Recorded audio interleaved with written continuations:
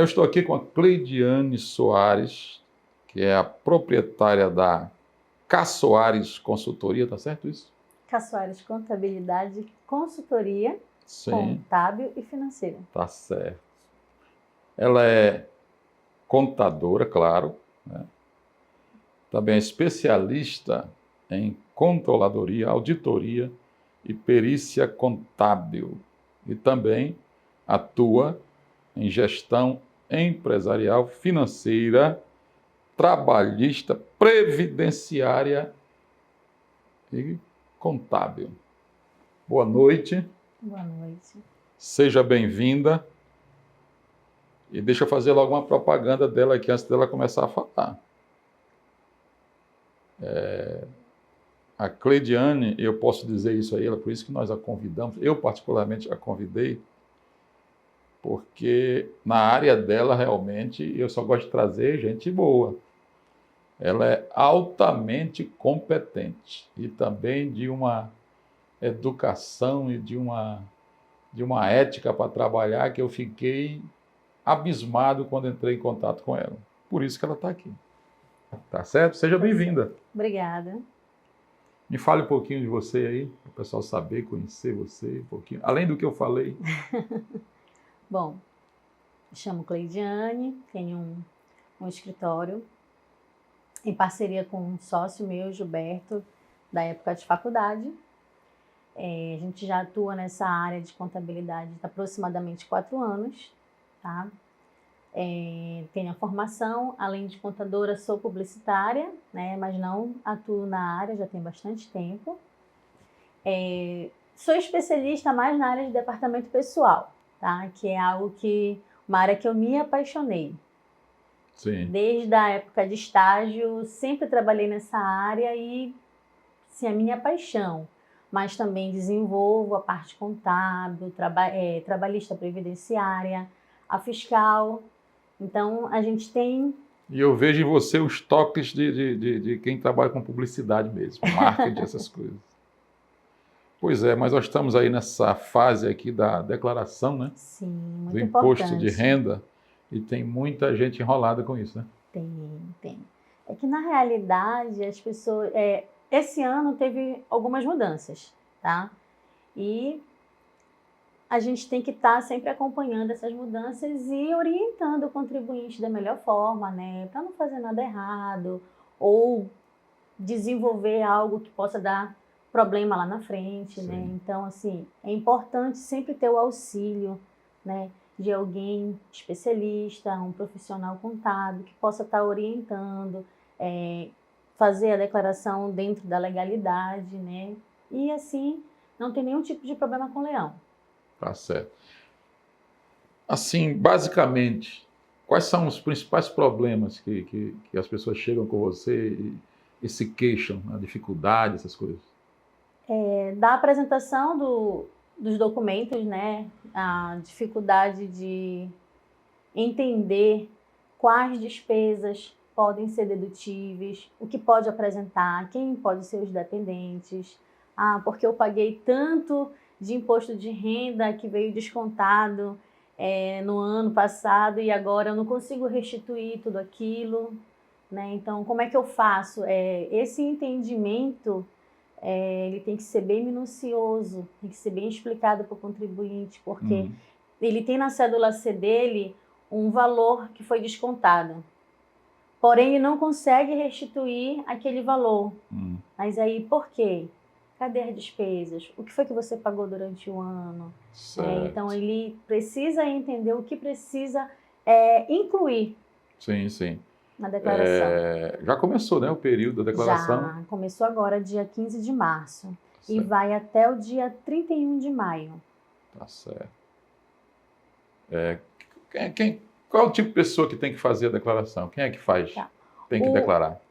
Todo contribuinte que no ano de 2023, ano passado, ele recebeu um valor de obrigatoriedade, somado os meses, um valor de R$ 30.689,90. A partir desse valor, o contribuinte ele é obrigado a entregar a declaração. Você diz isso aqui anual, né? Os 30 mil anual. Deixar bem claro para a turma aí, Isso. tá certo? E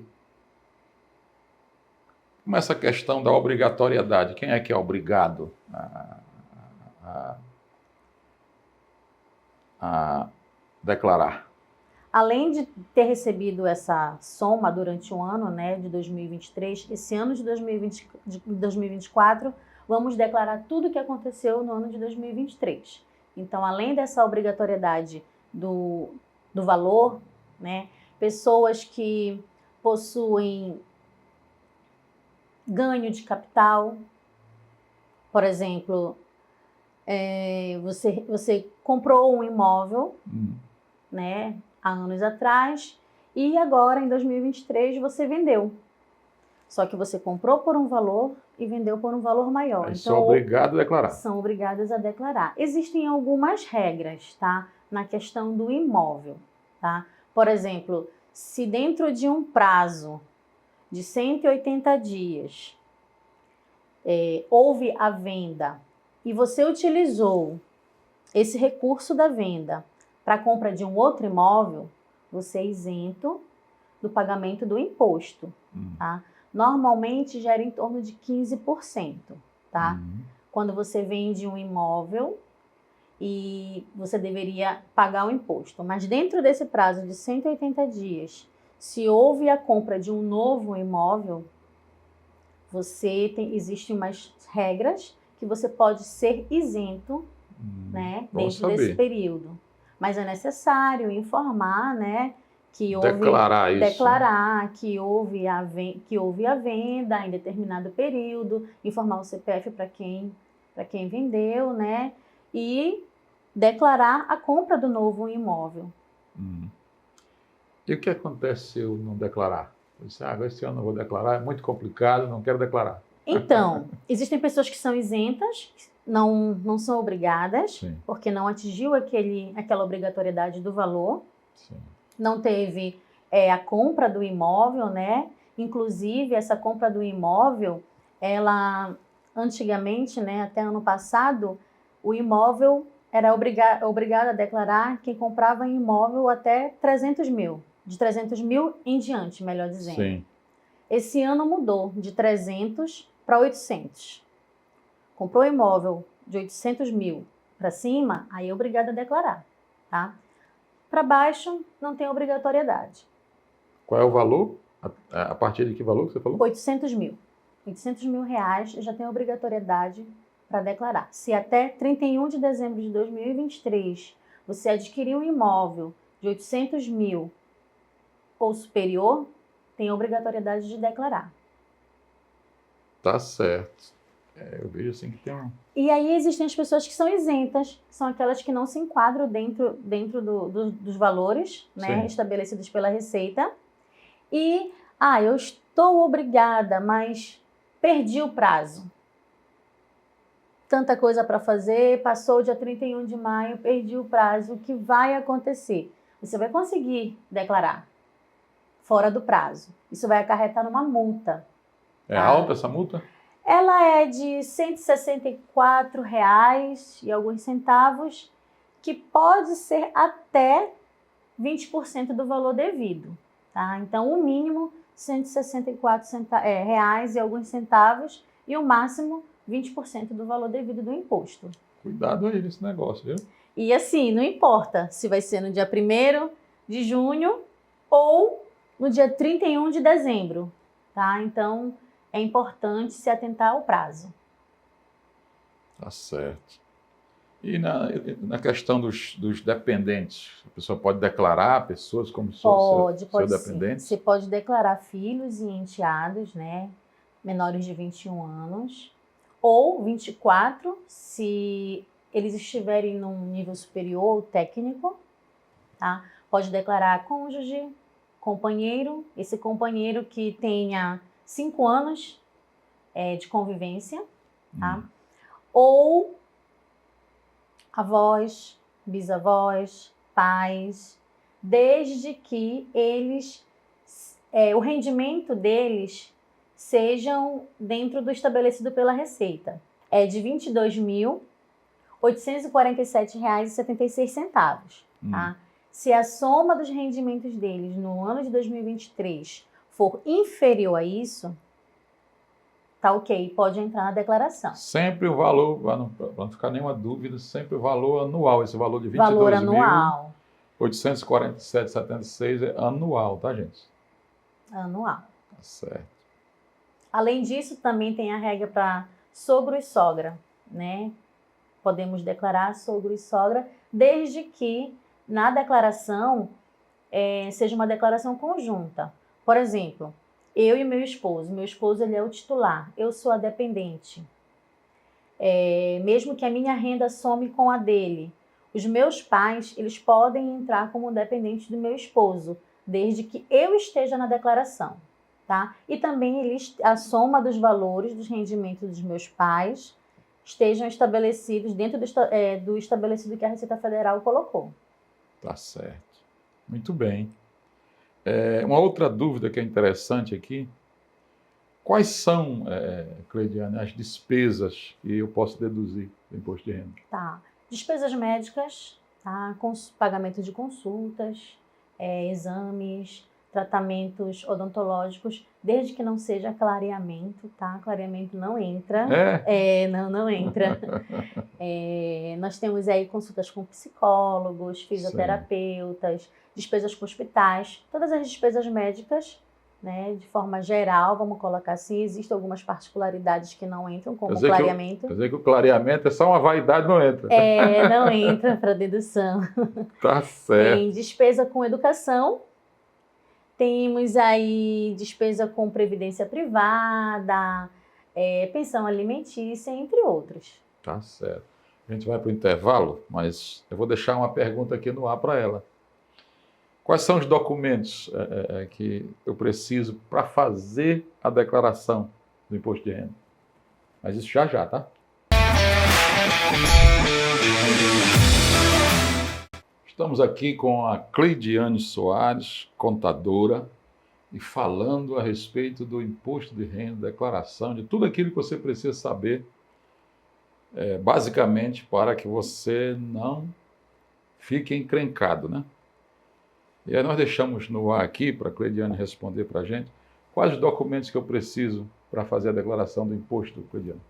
Certo. Os documentos são a comprovação dos rendimentos, né? Normalmente, para quem é de empresa privada e também para a pública, tem a cédula C, né? A fonte pagadora, ela emite uma espécie de declaração com todos os seus rendimentos recebidos no ano passado, bem como o que foi retido de imposto. Nós temos também todos os documentos das despesas. É necessário frisar que esses pagamentos precisam ter os documentos guardados, tá? Por exemplo, o plano de saúde, né? Vai lá no site da operadora, emite lá o extrato de imposto de renda. Normalmente todas as operadoras de plano de saúde, elas disponibilizam no início do ano essa declaração, tá? Recibos de pagamento de consulta, nota fiscal, as instituições... Quer dizer que o recibo em si ele é válido, porque alguns dizem que é só se tiver uma nota fiscal que funciona. Oficialmente, a nota fiscal ela é o documento padrão. Na ausência da nota fiscal, o recibo, desde que tenha o CNPJ ou o CPF de quem recebeu o pagamento, por exemplo, um dentista, ele não tem CNPJ, mas ele tem lá o CRO, tem o CPF, tem um carimbo que tenha todas as informações, ele pode emitir um recibo e colocar as informações dele. Tá? E aí vale? É válido. Não vou ter problema se eu fizer isso? Não. Lá. Porque o pessoal fala muito dessa questão. Mas não aceitam. É importante falar para o profissional que você precisa do recibo para a declaração de imposto de renda. Porque você vai declarar aquele valor. R$100 que seja que você pagou numa consulta. O profissional ele também tem que declarar no imposto dele que ele recebeu esse valor, porque há o cruzamento dos dados. Então, se o profissional não declarar e você declarar, os dois vão cair em malha. E aí vai ter que ter o quê? A comprovação. Aí você tem um recibo que comprova. Aí vai ser liberada a sua. A dele, ele vai ter que comprovar, ele vai ter que fazer a retificadora de que ele recebeu aqueles R$ 100 de você. Falar nisso, como é que funciona essa retificadora? A retificadora é assim. A declaração em si, ela pode ser feita através do programa que ele é baixado no site da Receita Federal. Normalmente os contadores utilizam esse programa. Sim. Ou você pode fazer a declaração online, tá? Direto no portal do ECAC. Tem que acessar com a conta gov.br e essa conta tem que ser prata ou ouro. E você pode entregar a declaração de modo online, tá? Por exemplo, acabei digitando um valor errado e eu preciso retificar. Aí você vai abrir novamente a declaração que foi transmitida, tá? E solicitar a retificadora. Você vai ajustar o valor ou retirar ou incluir alguma informação e transmitir novamente. Você falou aí dessa questão de prata e ouro, como é que funciona isso? Hoje tudo está sendo centralizado com o gov.br, né? Todo CPF precisa ter essa conta. Ela é válida para praticamente todos os fins. Um dia vai ser só gov.br. Eu imagino que o download do imposto de renda, né, não tem nada oficial, tá? Isso daí é um pensamento meu. Talvez não tenha, seja tudo preenchido de forma online. Então, se você precisa do seu certificado de vacina, a sua carteira de vacinação, lá no Conect SUS, é através do gov.br. Se você precisa do seu extrato do INSS, lá no portal do meu INSS, precisa entrar com o gov.br. E para o imposto de renda, até para... eu perdi o meu recibo do imposto de renda do ano passado e eu estou precisando, ainda não declarei esse ano. Como é que eu faço para pegar? Vai lá no portal do ECAC com a conta gov.br, desde que seja ouro ou prata. Existe um nível menor, que é o bronze, que é o básico, mas é o acesso muito limitado, tá? Pois é, o que é esse prata? Qual a diferença desse prata para esse ouro? O prata e ouro são níveis que você vai ter, vamos dizer assim, acesso mais completo às disponibilidades da Receita Federal, tá? Então, normalmente, eu indico para aumentar para nível ouro, que é aquele que você faz o reconhecimento facial, dá uma segurança maior. O nível prata, você pode entrar... Entendi agora. O nível prata, você pode entrar com o acesso do banco, por exemplo, tá? Mas eu sempre sugiro o nível ouro, que dá um acesso completo, e fazer o reconhecimento facial, que assim não vai ter como uma outra pessoa utilizar a sua conta. Muito bem, muito bem. Tá certo.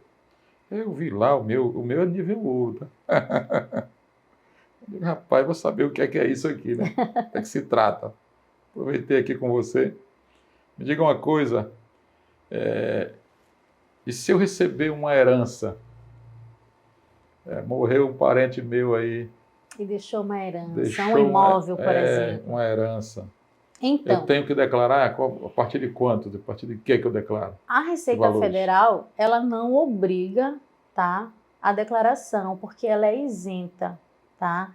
Mas é necessário, isenta o quê? Do pagamento do imposto. Só que é necessário colocar as informações do imóvel, quanto ele estava avaliado, de quem que você recebeu esse espólio, tá? Então, vai declarar, porém a Receita não te obriga, tá? E assim, transferências de titularidade.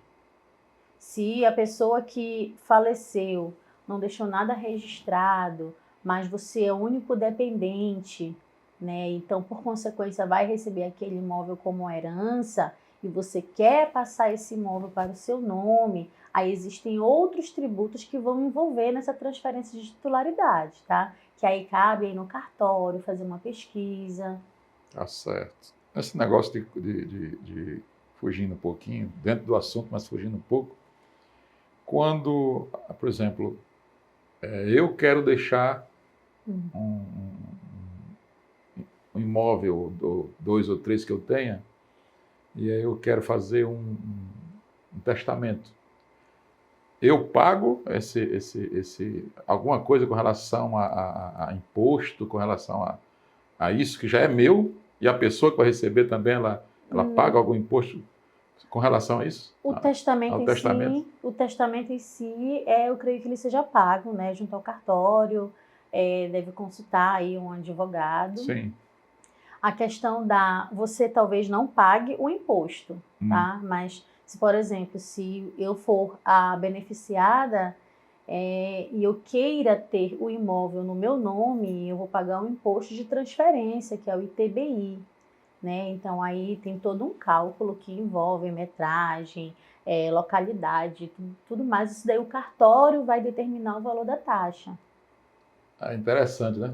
Tá recebendo uma herança, já foram pagos impostos, e agora quem recebe a herança tem que pagar também Se imposto. quiser fazer a transferência da titularidade.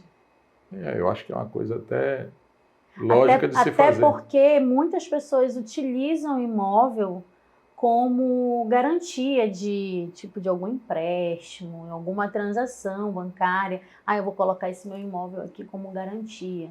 Só que o banco ele vai te pedir que seja algo dentro do teu nome, né? Esteja vinculado ao teu CPF. E aí, se não tiver, você vai ter que fazer essa transferência, né? Existem algumas particularidades quanto a isso, que é bom sempre a pessoa consultar, né, com um advogado ou o próprio cartório, ele vai estar orientando. Tá certo, ótimo. E quem paga aluguel? Tem muita gente que paga aluguel. Quem paga aluguel, voltando aqui ao imposto mais claramente, Então, pode pagar, pode abater do imposto? Não. Exceto quem é trabalhador rural, tá? Mas, por exemplo, se eu tenho a minha casa e ela é alugada, eu, pagante, não posso deduzir do imposto. Mas quem está recebendo é uma fonte de renda. Eu estou alugando um imóvel para você. Eu estou recebendo esse imóvel, também existe um limite, tá? Existe uma obrigatoriedade. Que exceda o valor dessa obrigatoriedade, que é bom a gente sempre se informar, eu tenho que declarar e pagar a diferença no Carnê-Leão, tá? Mas, por exemplo, eu recebo um imóvel, o aluguel de imóvel de R$1.000, tá? Esse rendimento vai somar com os demais rendimentos, se eu sou carteira assinada, se eu sou funcionária pública, ou se eu tenho alguma outra fonte de renda autônoma, vai somar e eu preciso declarar. Mas eu, pagante do aluguel, eu não posso abater. E como é que eu fico sabendo se eu sou isento de declaração do imposto?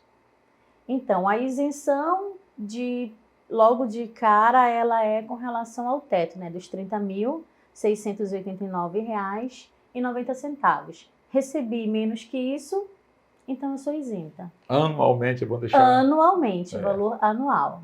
Tá certo.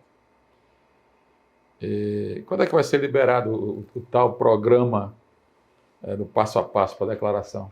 Ele foi liberado dia 15 agora. Já foi? Tá? Já foi liberado, tá? Junto com a abertura da entrega, né? Para quem faz a entrega de forma online, tá? E o programa também para os profissionais que trabalham nessa área, ele foi disponibilizado no dia 15 para download. Tá certo. Tomara que para o povo ele seja bem fácil. Geralmente não é. Né? Para quem é leigo, não tem. E uma outra coisinha aqui. A gente está chegando ao fim, que pena, né? Para terminar, eu quero lhe perguntar, que o pessoal gosta disso, né? Essa é a parte boa. Quando começam as restituições de imposto de renda? É importante. Eu já comecei a entregar umas declarações, as pessoas perguntam lá, quando é que eu vou receber? Calma, pera lá. O primeiro lote começa a partir do dia 31 de maio e existem algumas prioridades, tá? Sim. A restituição é dividida em 5 lotes, tá? Sempre o pagamento vai ser no último dia útil do mês. Então, começa no mês de maio, dia 31, Sim. tá? Quem tem prioridade no recebimento? Os idosos, pessoas com deficiência mental, pessoas que entregaram a declaração logo de início e fizeram de forma online ou optaram pela restituição de forma de Pix. Sendo que a chave Pix, é importante lembrar, a chave Pix tem que ser o CPF. Porque na hora que você vai preencher a declaração e bota lá a opção recebimento por Pix, Não tem como eu colocar lá a numeração do telefone ou o e-mail. Sim, isso É importante. automático seu CPF. Então, o contribuinte ele tem que se atentar que a conta que ele vai receber, ela esteja apta para receber essa restituição, senão ela volta. Tá? Então, é o CPF. A chave Pix tem que ser o CPF. Tá certo. Muito boas essas informações. Espero que tenha lhe ajudado, porque eu acredito que ajudou muito. Eu quero só agradecer aqui a Cleidiane. Muito obrigado, tá? Espero Nada. tê-la em outras oportunidades aqui conosco. Com certeza estarei de volta. Muito Tá obrigada. certo. Prazer. Uma boa noite. Até o nosso próximo episódio.